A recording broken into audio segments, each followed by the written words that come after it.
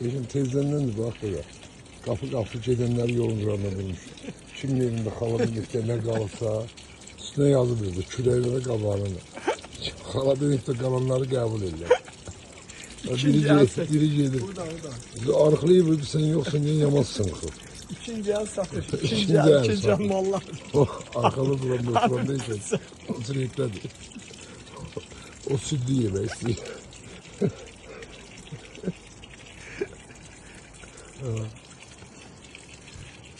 Ölü belirleyen orada kohumdan akrabada.